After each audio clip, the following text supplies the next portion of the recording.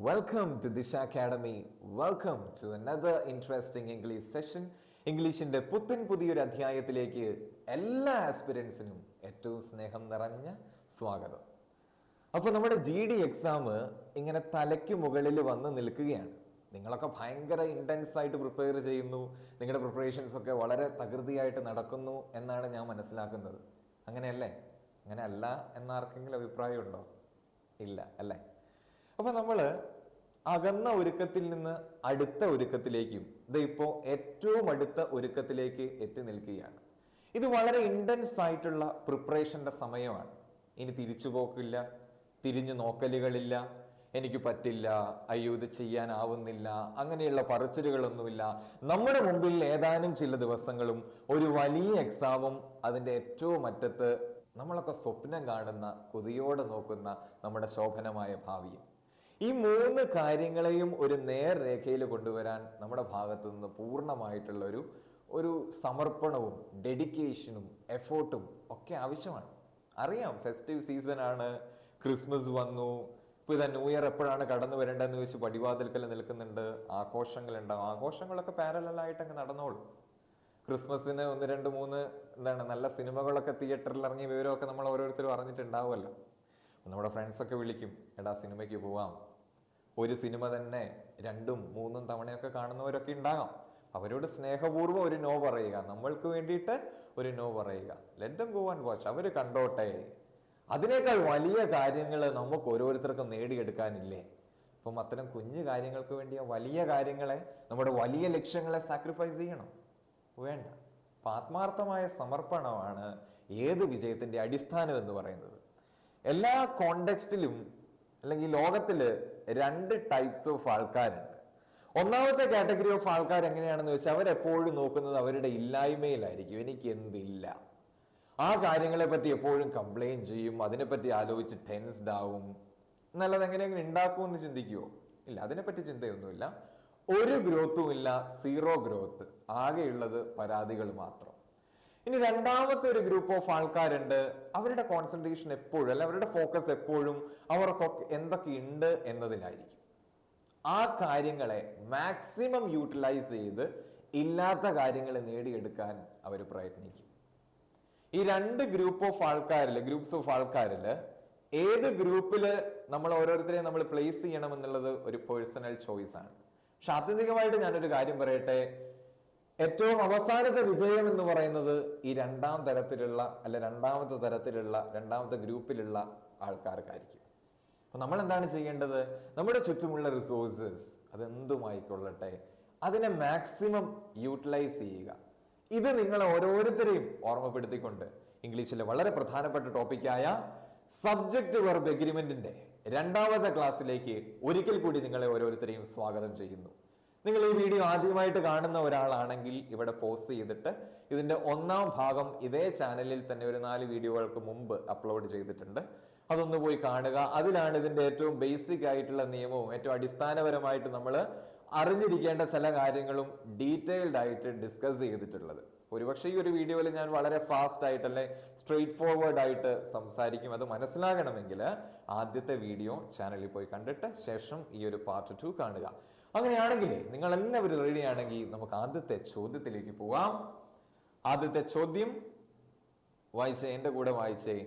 9/10 of the pillar have rotted away. നശിച്ചുപോയി. Rotted away എന്ന് പറഞ്ഞാൽ എന്താണ്? നശിച്ചുപോയി.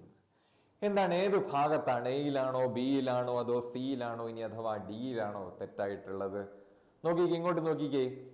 9/10 ഓഫ് ദ പില്ലർ ഒരു ഫ്രാക്ഷനിലാണ് അല്ലെ ആ സെന്റൻസ് തുടങ്ങുന്നത്. ഓക്കെ, നിങ്ങൾ അധികം ഞാൻ കൺഫ്യൂഷൻ ആക്കുന്നില്ല. ഇതിന്റെ ശരി ഉത്തരം എന്ന് പറയുന്നത് സി പാർട്ടാണ്. ഇവിടെയാണ് എറർ ഇരിക്കുന്നത്. ഹാവ് അല്ല, ഹാസ് ആണ്. കാരണം എന്താണെന്ന് വെച്ചാൽ ഇംഗ്ലീഷിൽ ഒരു നിയമമുണ്ട്. ഒരു ഫ്രാക്ഷനിലോ പെർസെന്റേജിലോ തുടങ്ങുന്ന ഒരു ശ്രദ്ധിച്ചു കേൾക്കണേ, ഒരു ഫ്രാക്ഷനിലോ പെർസെന്റേജിലോ തുടങ്ങുന്ന ഒരു സെന്റൻസ് ആണെങ്കിൽ അതിന് തൊട്ടടുത്ത് കിടക്കുന്ന നൗണിന്റെ സ്വഭാവമായിരിക്കും അതിന്റെ വെർബിനും.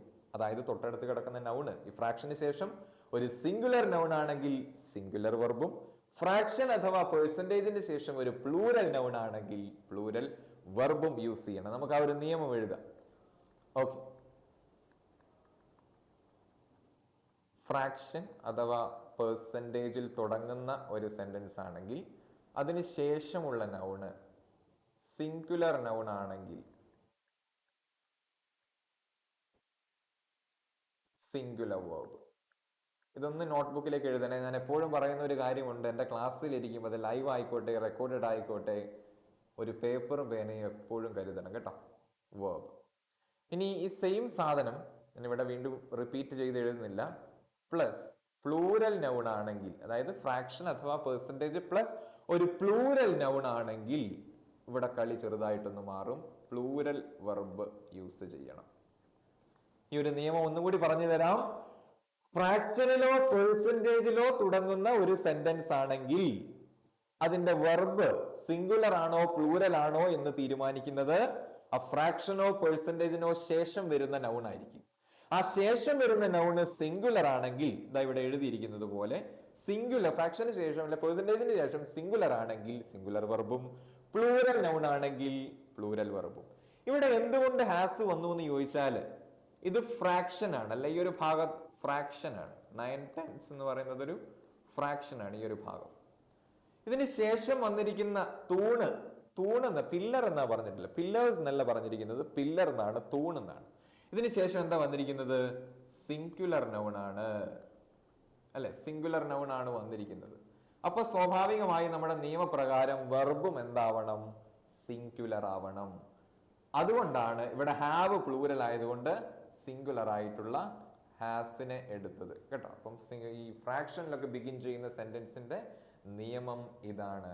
ഓക്കെ, ഇത് ക്ലിയർ ആണെങ്കിൽ രണ്ടാമത്തെ ചോദ്യം, every student in the class have completed the assignment. ശ്രദ്ധിക്കണേ, സബ്ജക്ട് വെർബ് എഗ്രിമെന്റ്. ഒരിക്കൽ കൂടി അതിന്റെ ബേസിക് നിയമം പറയാം. Singular subject singular verb, plural subject plural verb. ഇതിങ്ങനെ തന്നെ ഒരു പദ്യം പോലെ റിതമിക് ആയിട്ട് പഠിച്ചു വെച്ചോട്ടോ, മറന്നു പോവില്ല. ഇവിടെ സബ്ജക്റ്റിന്റെ സ്ഥാനത്ത് നോക്കിക്കേ, എവറി സ്റ്റുഡന്റ്. Every student. ശ്രദ്ധിക്കണേ, ഈ സബ്ജക്റ്റിന്റെ സ്ഥാനത്ത് എവരി, ഈച്ച് ഈ പറഞ്ഞ വാക്കുകളൊക്കെ വന്നിട്ടുണ്ടെങ്കിൽ സബ്ജക്റ്റ് എന്തായിരിക്കും? സിംഗുലർ ആയിരിക്കും. ഇവിടെ എവരി എന്ന വാക്ക്, കാരണം എവരി എന്നുള്ളത് എന്താണ്? എവരി. അതേപോലെ ഈ പറയുന്ന ഈച്ച് ഇതൊക്കെ എന്താണ്? സിംഗുലർ ആണ് കേട്ടോ, സിംഗുലർ ആണ്.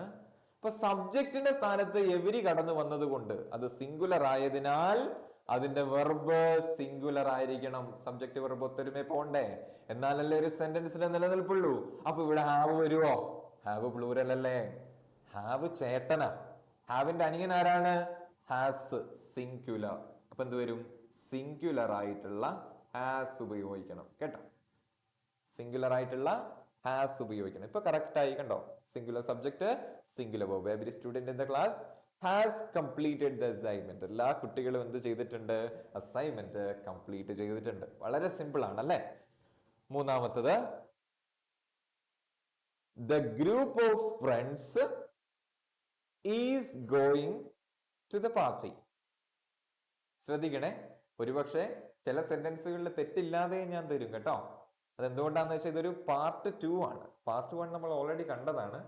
ഇതിനകത്ത് തെറ്റുണ്ടോ അതോ തെറ്റില്ലയോ നോക്കിക്കേ, നമുക്ക് പരിശോധിക്കാം തെറ്റുണ്ടോ ഇല്ലയോ എന്ന്. ഓക്കെ, ഇവിടെ സബ്ജക്റ്റിന്റെ സ്ഥാനത്ത് ദ ഗ്രൂപ്പ് ഓഫ് ഫ്രണ്ട്സ് എന്ന ഒരുപാട് ആൾക്കാരുണ്ട്, ഒരുപാട് ഫ്രണ്ട്സ് ഉണ്ട്, അതിനെയൊക്കെ കൂട്ടിയിട്ട് ഒറ്റ ഗ്രൂപ്പാ, വൺ സിംഗിൾ ഗ്രൂപ്പ്. ഇവിടെ ഫ്രണ്ട്സ് എന്ന് മാത്രമല്ല, ഫ്രണ്ട്സ് എന്ന് മാത്രമായിരുന്നെങ്കിൽ അത് പ്ലൂരൽ ആയേനെ. അപ്പൊ നമുക്ക് സ്വാഭാവികമായിട്ടും അവിടെ ഈസ് വരില്ല, ആറ് വന്നേനെ. ഇവിടെ ശ്രദ്ധിക്കേണ്ട കാര്യം, ആ തുടങ്ങുന്ന കീവേഡ് ശ്രദ്ധിച്ചേ, ദ ഗ്രൂപ്പ് ഓഫ് ഫ്രണ്ട്സ്, കൂട്ടുകാരുടെ ഒരു കൂട്ടം, അതാണ് പാർട്ടിയിലേക്ക് പോകുന്നത്. മനസ്സിലായോ? പാർട്ടിയിലേക്ക് ആരാ പോകുന്നത്? കൂട്ടുകാരെല്ലാരും പോയി എന്നല്ല പറഞ്ഞത്, കൂട്ടുകാരുടെ ഒരു കൂട്ടം. അപ്പൊ സബ്ജക്ട് എന്തായി? സിംഗുലർ ആയി. പിന്നീട് നമ്മൾ നോക്കേണ്ട കാര്യം, ഈ വെർബ് സിംഗുലർ ആയിട്ടുള്ള ഈ സബ്ജക്റ്റുമായിട്ട് ഒത്തുപോകുന്നുണ്ടോന്നാ. ഒത്തുപോകുന്നില്ലേ? കറക്റ്റ് അല്ലേ? ഈസ് ഗോയിങ് എന്നല്ലേ പറഞ്ഞത്, ഞാൻ അവിടെ ആർ ഗോയിങ് എന്നല്ലല്ലോ പറഞ്ഞത്. ആറാണ് പ്ലൂരൽ, അതിന്റെ സിംഗുലർ ആണ് ഈസ്, നമ്മൾ ഓൾറെഡി കണ്ടതാണ്. അപ്പം singular subject, singular verb, singular subject singular verb. അപ്പം ബേസിക്കലി ഇതെന്താണ്? നോ എറർ ആണ് കേട്ടോ, നോ എറർ. നമ്മൾ ഓൾറെഡി കണ്ടത് കൊണ്ടാണ് നോ എറർ ചോദ്യങ്ങൾ കൂടി ഞാൻ ഇതിനകത്ത് ഉൾപ്പെടുത്തിയിരിക്കുന്നത്. അപ്പൊ ഇത് കറക്റ്റ് ആണ്. ഓക്കെ, അങ്ങനെയാണെങ്കിൽ നാലാമത്തെ ചോദ്യത്തിലേക്ക് പോവാം. My collection of stamps were stolen. എന്റെ സ്റ്റാമ്പുകളുടെ കളക്ഷൻ മോഷ്ടിക്കപ്പെട്ടു. എന്റെ സ്റ്റാമ്പുകളുടെ കളക്ഷൻ മോഷ്ടിക്കപ്പെട്ടു. ശ്രദ്ധിച്ചേ, എന്റെ സ്റ്റാമ്പുകൾ ആരെങ്കിലും എടുത്തുകൊണ്ട് പോയി എന്നല്ല പറഞ്ഞത്, അല്ലെങ്കിൽ എന്റെ സ്റ്റാമ്പുകൾ മോഷ്ടിക്കപ്പെട്ടു എന്നല്ല ഞാൻ പറയുന്നത്. എന്റെ സ്റ്റാമ്പുകളുടെ ഒരു കളക്ഷൻ ഉണ്ടായിരുന്നു, ഒരു കളക്ഷൻ ഉണ്ടായിരുന്നു. One single collection, single collection കേട്ടോ. ഒരുപാട് കളക്ഷൻസ് ഒന്നും ഇല്ലായിരുന്നു, ഒരു കൂട്ടം മാത്രമേ ഉണ്ടായിരുന്നുള്ളൂ. അതാരോ അടിച്ചു മാറ്റിക്കൊണ്ട് പോയി. അതാണ് സെന്റൻസിന്റെ അർത്ഥം. അപ്പൊ നോക്കിക്കേ, സബ്ജക്റ്റ് ആരാ? സിംഗുലറാ. മൈ കളക്ഷൻ ഓഫ് സ്റ്റാമ്പ്സ് എന്നാ കൊടുത്തിട്ടുള്ളത്, കേവലം സ്റ്റാമ്പ്സ് എന്ന് മാത്രമല്ല. ഇപ്പൊ സിംഗുലർ സബ്ജക്റ്റ് ആണെങ്കിൽ മനസ്സിലോടി എത്തേണ്ട കാര്യം സിംഗുലർ വെർബ് ആയിരിക്കും. വേറെ വരുവോ? ഇല്ല. വാസ് സ്റ്റോളൻ എന്ന് വരും, മോഷ്ടിക്കപ്പെട്ടു. ഒരു പാസീവ് കൺസ്ട്രക്ഷൻ ആണ് കേട്ടോ. എന്താണ് പാസീവ് എന്നൊക്കെ പിന്നീട് ഒരു ക്ലാസ്സിൽ വളരെ വിശദമായിട്ട് നമുക്ക് ചർച്ച ചെയ്യാം. തൽക്കാലം ഇവിടെ വെർബും സബ്ജക്റ്റും തമ്മിലുള്ള എഗ്രിമെന്റ് മാത്രം നമ്മൾ ചർച്ച ചെയ്താൽ മതി കേട്ടോ. ഓക്കെ, ഈ വേറാണ് പ്ലൂരല്. വേറാണ് പ്ലൂരല്, വാസ് ആണ് സിംഗുലർ. സോ സബ്ജക്ട് സിംഗുലർ ആയതുകൊണ്ട് വാസിനെ ഉപയോഗിച്ചു കേട്ടോ. 5. There is many birds in the tree. ആ വൃക്ഷത്തില് ധാരാളം പക്ഷികളുണ്ട്. ശ്രദ്ധിക്കണേ, ധാരാളം പക്ഷികളുണ്ട്. എങ്ങനെ പറയുന്നേ? എന്തെങ്കിലും പ്രശ്നമുണ്ടോ? ഈ ചോദ്യങ്ങളൊക്കെ വായിക്കുമ്പോൾ തന്നെ നമുക്കൊരു കല്ലുകടി ഫീൽ ചെയ്യുന്നില്ലേ? ഏതോ ഒരു ഭാഗത്ത് തെറ്റുള്ളത് പോലെ തോന്നില്ലേ? There is many birds. ഇവിടെ നോക്കിയേ, many birds ആണല്ലേ. ഒരുപാട് പക്ഷികൾ ഉണ്ട് എന്നാ പറയേണ്ടത്. ഒരു പക്ഷി മാത്രമാണോ? അല്ല, ധാരാളം പക്ഷികളാ ഒരു വൃക്ഷത്തിലുണ്ട്. അപ്പൊ ഇതെന്താണ്? പ്ലൂരൽ ആണ്. അപ്പൊ പ്ലൂരലിനെ ഡിനോട്ട് ചെയ്യേണ്ടത് കൊണ്ട് ഇവിടെ ഈസ് വെച്ചാൽ ശരിയാവുമോ? ഇല്ല. ഏത് വെക്കണം? ആറ് വെക്കണം. ആറ് വെക്കണം. ഈസ് സിംഗുലറാ. നമുക്ക് ഒരുപാട് പക്ഷികൾ ഉണ്ടെന്ന് കാണിക്കണ്ടേ? ഒന്നിൽ കൂടുതലുണ്ട്, പ്ലൂരൽ ആണ്. ഒരു പ്ലൂരൽ സബ്ജക്റ്റിനെയാണ് ഡിനോട്ട് ചെയ്യേണ്ടത്. അപ്പം ആർ എന്നതാണ് ശരി ഉത്തരം കേട്ടോ. There are many birds. അങ്ങനെയാണെങ്കിൽ അവിടെ ഒരുപാട് ബുക്കുകൾ ഉണ്ട് എന്നെങ്ങനെ പറയാ? ഇങ്ങനെ പറഞ്ഞൂടെ? There are many books. ഇനി അവിടെ ഒരു ബുക്ക് ഉണ്ടെന്ന് എങ്ങനെ പറയാ? There is a book. ഇവിടെ എ ബുക്ക് വന്നതുകൊണ്ട് ഈസ്, അവിടെ ഒറ്റ ബുക്കേ ഉള്ളൂ. ഇവിടെ മെനി ബുക്സ് വന്നതുകൊണ്ട് ബുക്സ് എന്ന് എഴുതിയില്ലായിരുന്നു അല്ലേ? Sorry, there are many books കേട്ടോ. ഇപ്പൊ അതുകൊണ്ട് കുറെ വന്നതുകൊണ്ട് പ്ലൂരൽ വന്നതുകൊണ്ട് പ്ലൂരൽ വെർബ് കേട്ടോ. അപ്പൊ there ആറിലും there ഈസിലും ഒക്കെ തുടങ്ങുന്ന സെന്റൻസ് ആണെങ്കിൽ അതിന്റെ തൊട്ടിപ്പുറമുള്ള ഭാഗം വായിച്ചു നോക്കുക. അത് പ്ലൂരലിനെയാണ് ഡിനോട്ട് ചെയ്യുന്നതെങ്കിൽ there are എന്നും, സിംഗുലർ ആണ് ഉദ്ദേശിക്കുന്നതെങ്കിൽ, ഒരു വസ്തുത മാത്രമേ പോയിന്റ് ഔട്ട് ചെയ്യുന്നുള്ളൂ എങ്കിൽ there is ഉപയോഗിക്കുക കേട്ടോ. വളരെ സിമ്പിൾ ആയിട്ടുള്ള ഒരു നിയമമാണ്, മനസ്സിലാക്കുക. ശ്രദ്ധിച്ചേ, all of the cake were eaten at the party. ഒരു പാർട്ടിയിൽ ഒരു കേക്ക് വാങ്ങിക്കൊണ്ടെന്നായിരുന്നു. കഷ്ടകാലത്തിന് എന്താണ്? ആ കേക്കിന്റെ എല്ലാ ഭാഗവും എല്ലാവരും എടുത്ത് കഴിച്ചു. ഇപ്പൊ ബാക്കിയുണ്ടോ? ബാക്കിയില്ല. all of the cake were eaten അവിടെ കൊടുത്തിട്ടുള്ളത്. സബ്ജക്റ്റ് നോക്കിക്കേ, all of the cake. ശ്രദ്ധിക്കണേ, all of the cake. അപ്പം ഇവിടെ ശ്രദ്ധിച്ചേ, all of the cake were eaten എന്ന് വരില്ല, was eaten എന്നതാണ് ശരി. എന്തുകൊണ്ട് വന്നു എന്ന് ആർക്കെങ്കിലും എന്തെങ്കിലും ഒരു ഗസ് ഉണ്ടോ? പറഞ്ഞു തരാം. ഇംഗ്ലീഷിലെ ഒരു നിയമമാണ്, എഴുതിയെടുത്തോളൂ. all of, none of, some of. ഇങ്ങനെ തുടങ്ങുന്ന സെന്റൻസുകളുടെ കൂടെ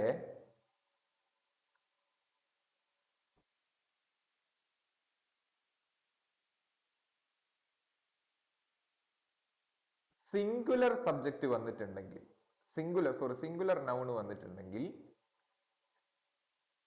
സിംഗുലർ വെർബ്. ഇനി ഈ പറഞ്ഞ കാര്യങ്ങളുടെ കൂടെ ഒരു പ്ലൂരൽ നൗൺ ആണ് കടന്നു വന്നിട്ടുണ്ടെങ്കിൽ പ്ലൂരൽ വെർബ്. കേട്ടോ, ഒന്നുമില്ല, വളരെ സിമ്പിൾ ആണ്, ഇത്രയേ ഉള്ളൂ. ഈ പറഞ്ഞ ശൈലികൾ നോക്കിക്കേ. All of, none of, some of. ഇത് ഈ പറഞ്ഞ 3 ആൾക്കാരിൽ തുടങ്ങുന്ന ഒരു സെന്റൻസ് ആണെങ്കിൽ ആ സെന്റൻസിലെ സബ്ജക്റ്റ് വെർബ് എഗ്രിമെന്റ് എന്ന് പറയുന്നത് ഈ ശൈലികൾക്ക് ശേഷം ഒരു സിംഗുലർ നൗൺ ആണ് കടന്നു വന്നിട്ടുള്ളതെങ്കിൽ സിംഗുലർ വെർബും, ഒരു പ്ലൂരൽ നൗൺ ആണ് കടന്നു വന്നിട്ടുള്ളതെങ്കിൽ പ്ലൂരൽ വെർബും ഉപയോഗിക്കണം. ഇവിടെ നോക്കിക്കേ, ഓൾ ഓഫിലാണ് ഈ സെന്റൻസ് തുടങ്ങുന്നത്, അല്ലെ? ഓൾ ഓഫിലാണ് തുടങ്ങുന്നത്. അതിനുശേഷം പിന്നീട് നമ്മൾ നിയമപ്രകാരം പരിഗണിക്കേണ്ടത് അതിന് ശേഷമുള്ള നാമമാണ്. അത് കേക്ക് ആണ്. കേക്ക് എന്ന് പറഞ്ഞാൽ നമുക്കറിയാം സിംഗുലർ ആണ്, അല്ലെ? അതൊരു സിംഗുലർ അൺകൗണ്ടബിൾ നൗൺ ആണ്. സിംഗുലർ, കേക്ക് സിംഗുലർ ആണ്. അതുകൊണ്ട് ഇവിടുത്തെ വെർബ് സിംഗുലർ ആയിരിക്കും. കാരണം ഇത്തരം ശൈലികൾക്ക് ശേഷം സിംഗുലർ നൗൺ വന്നാൽ സിംഗുലർ വെർബ്. ഒരുപക്ഷെ ഓൾ ഓഫ് ദ ബുക്സ് എന്നായിരുന്നെങ്കിലോ, സപ്പോസ് ഇങ്ങനെയായിരുന്നു തുടങ്ങിയിരുന്നതെങ്കിലോ, all of the books was taken എന്ന് വരുമോ? അങ്ങനെ വരുമോ? ഇത് ശരിയാണോ? ഈ എഴുതിയിരിക്കുന്നത് ശരിയാണോ? All of the books was taken എന്ന് വരുമോ? ഇല്ല, അവിടെ ചെറിയൊരു വ്യത്യാസം. നമ്മുടെ നിയമം പോലെ തന്നെ എന്താണ്? വാസ് വരില്ല, വേർ വരും. കേട്ടോ, കാരണം എന്താ? ബുക്സ് പ്ലൂരലാ. ഇനി അവിടെ സം ഓഫ് വന്നാലും നൺ ഓഫ് വന്നാലും ഈ സെയിം നിയമമാണ് നമ്മൾ ഫോളോ ചെയ്യേണ്ടത്. കേട്ടോ, ഈ പറഞ്ഞ ശൈലികൾക്ക് ശേഷം രണ്ടാമത് സിംഗുലർ വെർബ് വന്നാൽ സിംഗുലർ നൗൺ വന്നാൽ സിംഗുലർ വെർബും, പ്ലൂരൽ നൗൺ വന്നാൽ പ്ലൂരൽ വെർബും യൂസ് ചെയ്യണം. കേട്ടോ, വളരെ സിമ്പിൾ ആയിട്ട് നിഷ്പ്രയാസം പഠിച്ചെടുക്കാൻ പറ്റുന്ന, ഈസിയിൽ ഓർമ്മയിൽ സൂക്ഷിക്കാൻ പറ്റുന്ന ഒരു കാര്യമാണ്. കൊണ്ട് മറന്നു പോകരുത്. കേട്ടോ, ഓക്കെ. അടുത്തത്, the population of the city are growing. നഗരത്തിലെ ജനസംഖ്യ ഉയർന്നുകൊണ്ടിരിക്കുകയാണ്. നഗരത്തിലെ ജനസംഖ്യ. നോക്കിക്കേ, സബ്ജക്ട് നോക്കിക്കേ, the population of the city, നഗരത്തിന്റെ ജനസംഖ്യ. ഈ പോപ്പുലേഷൻ എന്ന് പറയുന്നത് എന്താണ്? ജനസംഖ്യ എന്നാണ് അർത്ഥം. ഒരു സിംഗിൾ ക്വാണ്ടിറ്റി അല്ലേ? സിംഗിൾ ക്വാണ്ടിറ്റി അല്ലേ അത്? ജനസംഖ്യ എന്ന് പറയുന്നത് ഒരു സിംഗിൾ ക്വാണ്ടിറ്റി ആണ്, അല്ലെ? അപ്പം വെർബ് സബ്ജക്ട് എന്താടാ? സിംഗുലർ അല്ലേ? പോപ്പുലേഷൻ എന്ന് പറയുന്ന ഒരു സിംഗുലർ നൗൺ ആണ്. സിംഗുലർ ആയതുകൊണ്ട് വെർബും എന്തായിരിക്കണം? സിംഗുലർ ആയിരിക്കണം. അപ്പം ദ പോപ്പുലേഷൻ ഓഫ് സിറ്റി, നഗരത്തിന്റെ ജനസംഖ്യ. ജനസംഖ്യക്കാണ് അവിടെ പ്രാധാന്യം. കേട്ടോ, നഗരത്തിന്റെ ജനസംഖ്യ, അതിനാണ്, ജനസംഖ്യക്കാണ് പ്രാധാന്യം. അത് സിംഗുലർ ആണ്. So subject is singular. Obviously നമ്മൾ എന്ത് ചെയ്യണം? അതിനോട് ഒത്തുപോകാൻ ഒരു സിംഗുലർ വെർബ് യൂസ് ചെയ്യണം. ഇവിടെ ആറിനെ കൊണ്ട് വെച്ചാൽ ശരിയാവൂ? ഇല്ല, അവിടെ എന്ത് വരണം? ഈസ് എന്നത് തന്നെ വരണം. കേട്ടോ, ഈസ് ആണ് ശരി ഉത്തരം. എന്ത് വരും കൂട്ടി വായിക്കുമ്പം? The population of the city is growing. Clear? എട്ടാമത്തെ ചോദ്യത്തിലേക്ക് പോകാം. My family are planning a vacation. എന്റെ ഫാമിലി എന്ത് ചെയ്യുകയാണ്? ഒരു വെക്കേഷൻ പ്ലാൻ ചെയ്തുകൊണ്ടിരിക്കുകയാണ്. സബ്ജക്ട് നോക്കിക്കേ, മൈ ഫാമിലി. മൈ ഫാമിലി, ഈ ഫാമിലി എന്നുള്ളത് ഒരു കളക്റ്റീവ് നൗൺ ആണ്. കളക്റ്റീവ് നൗൺ, ആൾക്കാരുടെയും വസ്തുക്കളുടെയും സാധനങ്ങളുടെ ഒക്കെ കളക്ഷൻസിനെ, കൂട്ടത്തെ പൊതുവായിട്ട് പറയുന്ന പേരിനെയാണ് ഇംഗ്ലീഷില് കളക്റ്റീവ് നൗൺ എന്ന് പറയാം. ഈ കളക്റ്റീവ് നൗണിന്റെ പ്രത്യേകത അതിനെ പ്ലൂരൽ ആയിട്ടും സിംഗുലർ ആയിട്ടും യൂസ് ചെയ്യാം. പക്ഷെ ഒരു 80% കേസിലും ഈ കളക്റ്റീവ് നൗണ് എന്തായിരിക്കും? സിംഗുലർ ആയിരിക്കും. കേട്ടോ, സിംഗുലർ ആയിരിക്കും. ഒറ്റൊരു ഫാമിലി അല്ലേ ഉള്ളൂ, മൈ ഫാമിലി. അപ്പൊ അവിടെ ആരെന്ന് പറയേണ്ട ആവശ്യമുണ്ടോ? ഈസ്. കളക്റ്റീവ് നൗൺസ് എപ്പോഴും എന്താണ്? സിംഗുലർ ആണ്. ഒരു 80% കേസുകളിലും സിംഗുലർ ആയിട്ടാണ് പരിഗണിക്കുന്നത്. പ്ലൂരൽ ആയിട്ട് പരിഗണിക്കും. അത് ഈ കളക്റ്റീവ് നൗണിലെ വ്യക്തികളെ സെപ്പറേറ്റ് ആയിട്ട് ട്രീറ്റ് ചെയ്യുന്ന ഒരു സെന്റൻസ് ആണെങ്കിൽ അതിനകത്ത് ആർ ഉപയോഗിക്കാം, അല്ലെ പ്ലൂരൽ വെർബ് യൂസ് ചെയ്യാം. അല്ലാത്ത പക്ഷം ഫാമിലി, അതുപോലെ flock, heard, group, gang, jury, assembly, council, എന്താണ് സ്റ്റാഫ് ഇല്ല, ബാക്കി എല്ലാവരെയും എന്തായിട്ടാണ് പരിഗണിക്കേണ്ടത്? സിംഗുലർ ആയിട്ടാണ് പൊതുവെ പരിഗണിക്കുക. അപ്പൊ ഇത് സിംഗുലർ ആയതുകൊണ്ട് സിംഗുലർ വേർബ് ഈസ് യൂസ് ചെയ്യണം കേട്ടോ. ഓക്കെ, കളക്റ്റീവ് നൗൺസിന്റെ ഉദാഹരണങ്ങൾ പഠിച്ചു വെക്കണേ. ആൾക്കാരുടെയും വ്യക്തികളുടെ ഒക്കെ കൂട്ടങ്ങൾക്ക് പറയുന്ന പേരാണ്, ആൾക്കാരുടെയും സാധനങ്ങളുടെ കേട്ടോ. The police is investigating the case. 9ാമത്തെ ചോദ്യം, ഒറ്റ നോട്ടത്തില് യാതൊരുവിധ തെറ്റും ഈ സെന്റൻസിൽ ഉണ്ടെന്ന് പറയോ? ഇല്ല. കാരണം അത് നമ്മൾ പഠിച്ചു വെച്ചിരിക്കുന്ന തെറ്റായ ഒരു കാര്യത്തിന്റെ ഇൻഫ്ലുവൻസ് കൊണ്ടാണ് അവിടെ തെറ്റൊന്നുമില്ല എന്ന് നമുക്ക് തോന്നുന്നത്. പക്ഷെ യഥാർത്ഥത്തിൽ അവിടെ ഒരു തെറ്റ് കിടക്കുന്നുണ്ട്. എവിടെയാന്ന് നോക്കിയേ, ദ പോലീസ്, സബ്ജക്ട് നോക്കിക്കേ, ദ പോലീസ് ആണ്. പോലീസ് ഈസ് വരില്ല, ആറാണ്.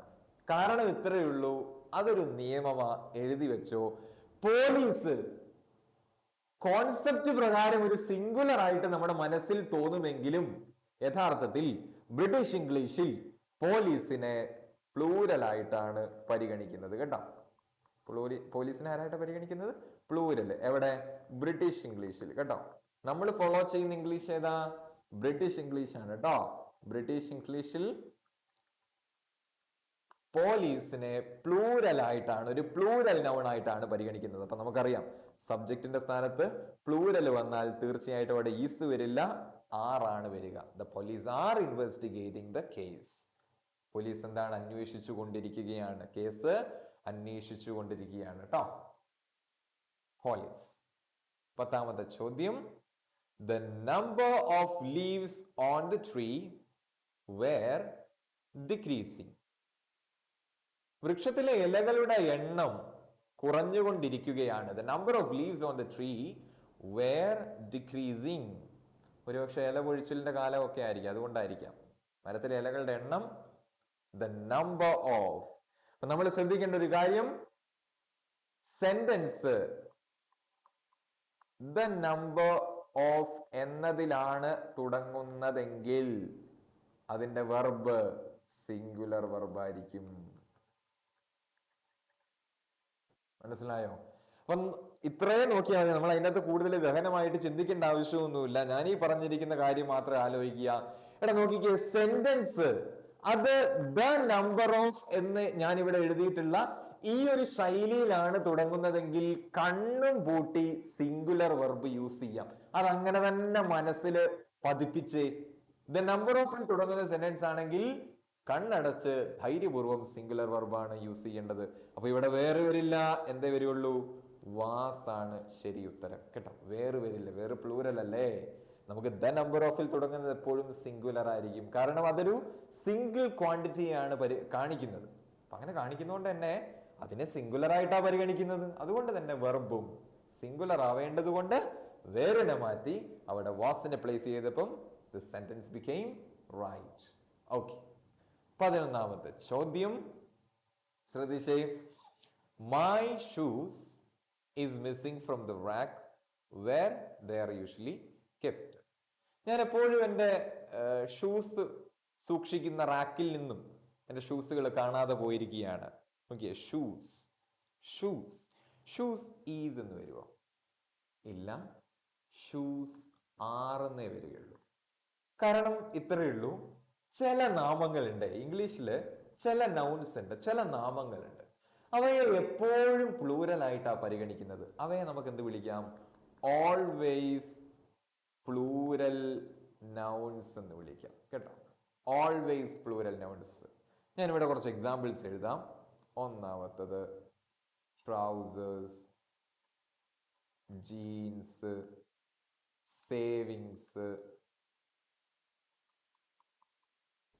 earnings, scissors, thanks, spectacles. ഇതൊക്കെയാണ് എന്ത്? ഗുഡ്സ്. അതേപോലെ സേവിങ്സ് എഴുതിയോ? യെസ്. ഇങ്ങനെ കുറച്ച് വാക്കുകളുണ്ട് കേട്ടോ, പ്രധാനപ്പെട്ട കുറച്ച് വാക്കുകൾ ഇവിടെ എഴുതിയെന്നേ ഉള്ളൂ. ഇപ്പൊ ഈ trousers, jeans, surroundings, savings, earrings, scissors, arms ഒക്കെ ഉണ്ട് കേട്ടോ. ആംസ്, ഗുഡ്സ്, സ്പെക്ടക്കിൾസ്, ഇവയൊക്കെ എപ്പോഴും എന്തായിരിക്കും? പ്ലൂരൽ ആയിട്ട് ഇംഗ്ലീഷിൽ പരിഗണിക്കത്തുള്ളൂ. അവയെ സിംഗുലർ ആയിട്ടല്ല കാണുന്നത്. ഈ പറഞ്ഞ നാമങ്ങളുണ്ട്, വേറെയും ചില നാമങ്ങളുണ്ട്, വളരെ പ്രധാനപ്പെട്ട ആൾക്കാരെ മാത്രമേ ഞാൻ സ്ക്രീനിൽ എഴുതിയിട്ടുള്ളൂ. ഈ പറഞ്ഞ ആൾക്കാരൊക്കെ എപ്പോഴും എവിടെ വന്നാലും പ്ലൂരൽ ആയിരിക്കും. അതിനകത്ത് ഷൂസും ഉണ്ട് കേട്ടോ. ഷൂസും ആ പറഞ്ഞ ആളാണേ. ഇപ്പൊ ഷൂസ് വന്നത് കൊണ്ട് ആറ് യൂസ് ചെയ്യണം കേട്ടോ. ഇത് എന്താണ് പറയാ? അത് ഓൾവേസ് പ്ലൂരൽ നൗൺ ആണ്. ഇംഗ്ലീഷിലെ ഓൾവേസ് പ്ലൂരൽ നൗൺ ആണ്. അതിന്റെ ലിസ്റ്റ് കൃത്യമായിട്ട് പഠിക്കണം. അപ്പം ഈ പറഞ്ഞ കക്ഷികളിൽ ഏതെങ്കിലും ഒരാൾ സബ്ജക്റ്റിന്റെ സ്ഥാനത്ത് കയറി വന്നിട്ടുണ്ടെങ്കിൽ ആലോചിച്ചോളുക, അതെന്തായിരിക്കും? പ്ലൂരൽ ആയിരിക്കും. അപ്പൊ അതിനോട് കൂടെ യൂസ് ചെയ്യുന്ന വെർബും സ്വാഭാവികമായും പ്ലൂരൽ ആകേണ്ടതുണ്ട്. ഓക്കെ. 12ാമത്തെ ചോദ്യം, the pair of gloves is missing and I can't find it anywhere in the house. ഒരു ജോഡി ഗ്ലൗസ് കാണുന്നില്ല, എനിക്കാണെങ്കിൽ വീടിന്റെ യാതൊരുവിധ ഭാഗത്തു നിന്നും അത് കണ്ടെത്താനും കഴിയുന്നില്ല. ഇതാണ് അതിന്റെ ഒരു മീനിങ് എന്ന് പറഞ്ഞാല്. ശ്രദ്ധിച്ചേ, സബ്ജക്റ്റ് നോക്കിക്കേ, ഇതിനകത്ത് തെറ്റുണ്ടോ ഇല്ലയോ നമുക്ക് നോക്കാം. ദ പെയർ ഓഫ് ഗ്ലൗസ് എന്നാണ് അല്ലെ സബ്ജക്റ്റിന്റെ സ്ഥാനത്ത് എന്താ കൊടുത്തിരിക്കുന്നത്? The pair of gloves. Gloves എന്ന് മാത്രമല്ല, ദ പെയർ ഓഫ് ഗ്ലൗസ് എന്നാണ്. ഒറ്റ പെയറാണ്, ഒരു ജോഡി ഗ്ലൗസ് കാണുന്നില്ല എന്നല്ല പറഞ്ഞ. ഗ്ലൗസുകൾ കാണുന്നില്ല എന്നല്ലല്ലോ, ഒരു ജോഡി ഗ്ലൗസ് കാണുന്നില്ല എന്നല്ലേ പറഞ്ഞ. അപ്പൊ അതെന്താണ്? സിംഗുലർ ആണ്. ഒരു ജോഡി എന്നല്ലടാ പറഞ്ഞ, സിംഗുലർ അല്ലേ. അപ്പം വെർബ് എന്തായിരിക്കണം? സിംഗുലർ ആയിരിക്കണം. ഇവിടെ ഈസ് ആണ്, സിംഗുലർ ആണ്. അപ്പൊ തെറ്റുണ്ടോ? തെറ്റില്ല, കറക്റ്റാ. നോക്കിക്കേ, സിംഗുലർ സബ്ജക്ട്, സിംഗുലർ ആയിട്ടുള്ള ഈസ് വെർബ്. അപ്പൊ ഇത് നോ എറർ ആണ് കേട്ടോ. No error. ഇടയ്ക്ക് നിങ്ങളുടെ കുറച്ചും കൂടി കൺഫ്യൂഷൻ ആക്കാൻ വേണ്ടിയിട്ടേ നോ എറർ ക്വസ്റ്റ്യൻസും വേണ്ടേ, അതുകൊണ്ട് ഉൾപ്പെടുത്തിയിട്ടാണ് കേട്ടോ. 13ാമത്തത്, the producer and director are coming to the shooting location. ശ്രദ്ധിച്ചേ, സമാനമായിട്ടുള്ള ഒരു ചോദ്യം സബ്ജക്റ്റ് വെർബ് എഗ്രിമെന്റിന്റെ പാർട്ട് 1 നമ്മൾ ഡീൽ ചെയ്തിട്ടുണ്ട്. അപ്പൊ അത് കണ്ടവർക്ക് ഒരുപക്ഷെ ഇതിന്റെ ഉത്തരം വളരെ പെട്ടെന്ന് മനസ്സിലാവും. ശ്രദ്ധിച്ചേ, സബ്ജക്റ്റ് നോക്കിക്കേ, ദ പ്രൊഡ്യൂസർ ആൻഡ് ഡയറക്ടർ. ഇവിടെ ആറ് വരില്ല, ഈസ് ആണ്. കാരണം ദ പ്രൊഡ്യൂസർ ആൻഡ് ഡയറക്ടർ എന്ന് പറയുന്നത് ഒരു സിംഗിൾ വ്യക്തിയാണ് കേട്ടോ. വൺ പേഴ്സൺ എന്ന് കൊടുക്കാം.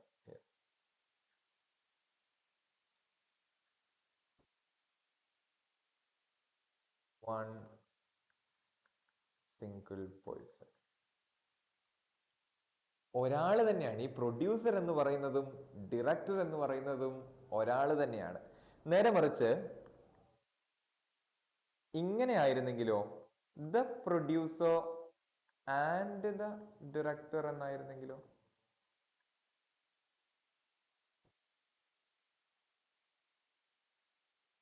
ഇപ്പൊ ഇത് മാറി, ടു സെപ്പറേറ്റ് ഇൻഡിവിജ്വൽസ് ആവും കേട്ടോ. മനസ്സിലാക്കിക്കേ, രണ്ടിടത്തും ദാ ഉണ്ടെങ്കിൽ ദ പ്രൊഡ്യൂസർ അത് വേറൊരാള്, ആൻഡ് ദ ഡയറക്ടർ അത് വേറൊരാൾ, ഇയാളും വേറൊരാളും. അപ്പൊ നോക്കിയേ, രണ്ടിടത്തും ദാ ഉണ്ടെങ്കിൽ അത് സൂചിപ്പിക്കുന്നത് രണ്ട് വ്യത്യസ്ത വ്യക്തികളെ ആയിരിക്കും. ഈ ഒന്നാമത്തെ ഈ ഒറിജിനൽ സെന്റൻസ് നോക്കിക്കേ, ദ പ്രൊഡ്യൂസർ, അത് കഴിഞ്ഞ് പിന്നീട് വീണ്ടും ദാ ചേർത്തിട്ടല്ല ഡയറക്ടർ എന്ന് പറയുന്നത്, അതിന്റെ കൂടെ തന്നെയാണ്. ആ സിനിമയുടെ നിർമ്മാതാവും സംവിധായകനും ഒരാൾ തന്നെയാണ്. അങ്ങനെയുള്ള സിനിമകൾ ഇറങ്ങാറില്ലേ? ഇപ്പൊ തന്നെ ക്രിസ്മസിന് പുതിയൊരു സിനിമ ബറോസ് എന്ന് പറഞ്ഞൊരു സിനിമ, അതിലെ നായകനും സംവിധായകനും ആരാണ്? മോഹൻലാൽ തന്നെയാണ് അല്ലെ. സെയിം ആള് തന്നെയാണ്. സംവിധാനം ചെയ്തിരിക്കുന്നതും നടിച്ചിരിക്കുന്നതും മോഹൻലാൽ തന്നെയാണ്. അതുപോലെ തന്നെ ദ പ്രൊഡ്യൂസർ ആൻഡ് ഡയറക്ടർ, ദാ ഇല്ലാണ്ട് കേവലം ഡയറക്ടർ എന്ന് മാത്രം പറയുകയാണെങ്കിൽ അതിന്റെ അർത്ഥം അതൊരു സിംഗിൾ പേഴ്സൺ ആണ്. രണ്ട് വ്യത്യസ്ത റോളുകൾ ചെയ്യുന്ന ഒരു സിംഗിൾ പേഴ്സൺ ആണെന്ന് മനസ്സിലാക്കുക. രണ്ട് നൗൺസിന്റെ കൂടെയും ദാ ചേർത്ത് സെപ്പറേറ്റ് ആയിട്ട് പറയുന്നുണ്ടെങ്കിൽ മനസ്സിലാക്കുക അത് രണ്ട് വ്യക്തികളായിരിക്കും. ദ പ്രൊഡ്യൂസർ ആൻഡ് ഡയറക്ടർ എന്ന് പറയുമ്പോൾ അർത്ഥവ്യത്യാസം വരുന്നുണ്ട്, രണ്ട് സെപ്പറേറ്റ് ആൾക്കാരാണ്. അപ്പം നമ്മൾ പ്ലൂരൽ വെർബ് യൂസ് ചെയ്യണം. ഇവിടെ നമ്മൾ സിംഗുലർ വെർബ് മാത്രം യൂസ് ചെയ്താൽ മതി. ഇത് കാരണം ഒറ്റ വ്യക്തി രണ്ട് കടമകൾ ചെയ്യുന്നു എന്നേ ഉള്ളൂ. നമ്മൾ സൂചിപ്പിക്കുന്നത് ഒരേ ഒരു വ്യക്തിയെ തന്നെ ആയതുകൊണ്ട് സിംഗുലർ വെർബ് യൂസ് ചെയ്തിരിക്കുന്നു. ഏറ്റവും അവസാനത്തെ ചോദ്യം, everyone are waiting for the results to be announced. എല്ലാവരും എന്തിനു വേണ്ടി കാത്തിരിക്കുക? ആ റിസൾട്ട് ഒന്ന് അനൗൺസ് ചെയ്യപ്പെടുന്നതിന് വേണ്ടിയിട്ട് കാത്തു നിൽക്കുകയാ. everyone. നോക്കിക്കേ, ഇവിടെ തെറ്റ്. everyone എന്ന സബ്ജക്റ്റിന്റെ സ്ഥാനത്ത് വന്നിട്ടുണ്ടെങ്കിൽ കണ്ണും പൂട്ടി സിംഗുലർ വെർബ് ഉപയോഗിച്ചുകൊള്ളുക. ഈസ് വെയിറ്റിംഗ് വരും, ആറ് വരില്ല. കാരണം കുറച്ച് വാക്കുകളുണ്ട്, ഞാൻ എഴുതാം. everyone, someone, no one, somebody,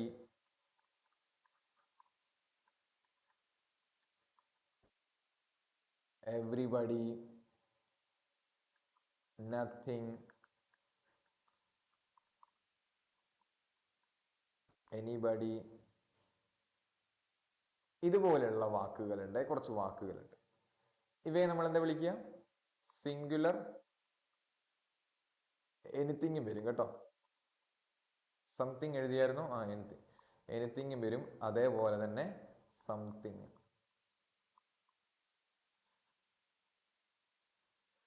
ഈ പറഞ്ഞ വാക്കുകളെയൊക്കെ നമ്മൾ സിംഗുലർ, ഇംഗ്ലീഷിൽ എന്താ വിളിക്കുക? Singular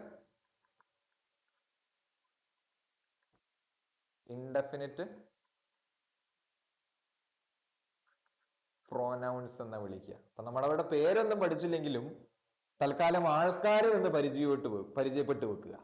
everyone, someone, no one, somebody, everybody, nothing, anybody, anything, something. ഈ പറഞ്ഞ ആൾക്കാരെ സിംഗുലറാ. അപ്പൊ ഇവ സിംഗുലർ ആയതിനാലും ഇവ സബ്ജക്റ്റിന്റെ സ്ഥാനത്ത് വന്നിട്ടുണ്ടെങ്കിൽ എന്താണ്? സിംഗുലർ വെർബ് യൂസ് ചെയ്യണം. അതുകൊണ്ടാണ് ഇതൊരു സിംഗുലർ ഇൻഡെഫിനിറ്റ് പ്രോനൗൺ ആണ് everyone എന്ന് പറയുന്നത്. അതുകൊണ്ട് ഈസ് യൂസ് ചെയ്തു. അവിടെ someone എന്നായിരുന്നെങ്കിലോ അല്ലെങ്കിൽ somebody എന്നായിരുന്നെങ്കിലോ everybody എന്നായിരുന്നെങ്കിൽ തന്നെയും ഈസ് തന്നെ ഉപയോഗിക്കണം. കാരണം ഇവയെല്ലാം സിംഗുലർ ആണ് കേട്ടോ. അപ്പൊ ഈ പറഞ്ഞ വാക്കുകളൊന്ന് പഠിച്ചു വെക്കുക. ഇനി അടുത്ത പ്രാവശ്യം സമാനമായിട്ടുള്ളൊരു ചോദ്യം കാണുമ്പം നിന്ന് പെർപ്ലെക്സ്ഡ് ആവരുത്, കൺഫ്യൂസ്ഡ് ആവരുത്. നമ്മൾ പഠിച്ച കാര്യമാണ്. വളരെ പെട്ടെന്ന് തന്നെ അത് പ്രയോഗത്തിൽ വരുത്താൻ, അത് ശരിയുത്തരമാക്കാൻ നമുക്ക് സാധിക്കും കേട്ടോ. ഇതാണ് അവസാനത്തെ ചോദ്യവും കഴിഞ്ഞിരിക്കുകയാണ്. Thank you. മറ്റൊരു സെഷനിൽ പുതിയൊരു കോൺസെപ്റ്റുമായിട്ട് നമുക്ക് കാണാം കേട്ടോ. Thank you. Happy learning.